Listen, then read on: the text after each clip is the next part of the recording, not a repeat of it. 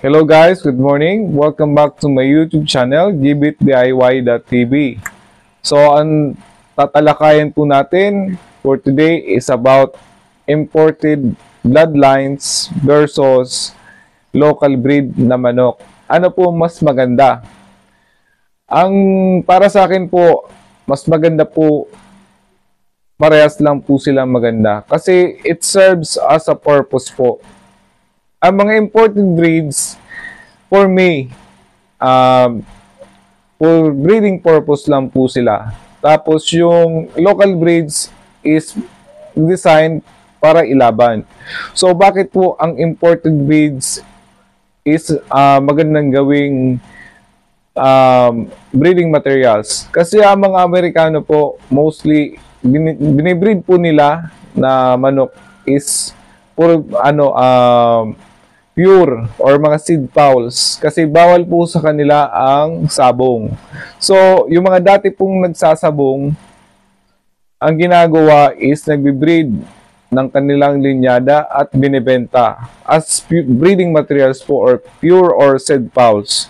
Dito naman po sa local breeds or dito sa Pinas, nag-i-import tayo ng mga American fowls, binibreed natin.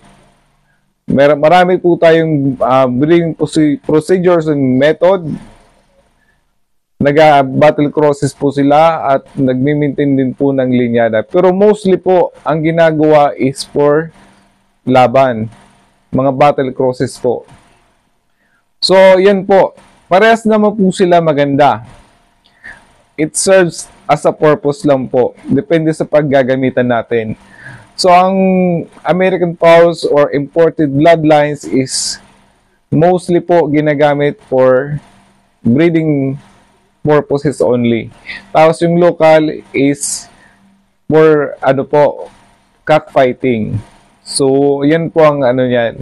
When it comes naman po sa beggar, mas lamang po ang local. Kasi when it comes po sa battle cross, mas mataas po ang beggar kaysa imported bloodlines.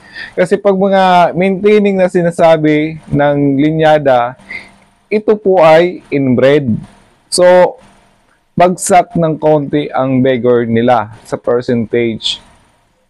Kaya pinipili po ng mga American game fowl breeders yung matatapang. Kasi ang beggar po, kung ikaw ay nagmi-maintain ng linyada, is bagsak. So, yan po, pinipili lang po nila yung matatapang. When it comes naman po sa health po, in natural way, mas lamang po ang battle crosses. Bakit? Kapag nag-i-inbreed po kasi tayo, nagkakaroon po ng deformities, nagkakaroon po ng health issues. Kaya po, ang mga American breeders po, hindi po kinakalimutan ang mga vaccine. Tapos, yung mga cleanliness and sanitation. Ang kagandahan lang po sa kanila is yung climate. Natutulungan po sila na patayin yung bakterya when it comes po sa winter season. Yan po ang yan. So, dito naman po sa atin as local breeds na mga manok, binibreed natin, matataas yung beggar, tapos konti lang po yung may health issues, kaya mas marami po yung nabubuhay. So, yan po.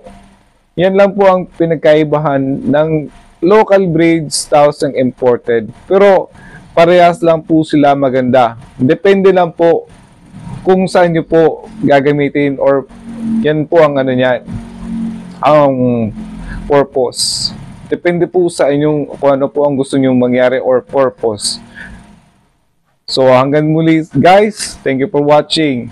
So, yung mga hindi po pala nag-subscribe, please subscribe po sa aking YouTube channel. Marami po tayong tatalakayin about sa game fowls, incubators. So, hanggang sa muli guys, thank you for watching po. Salamat!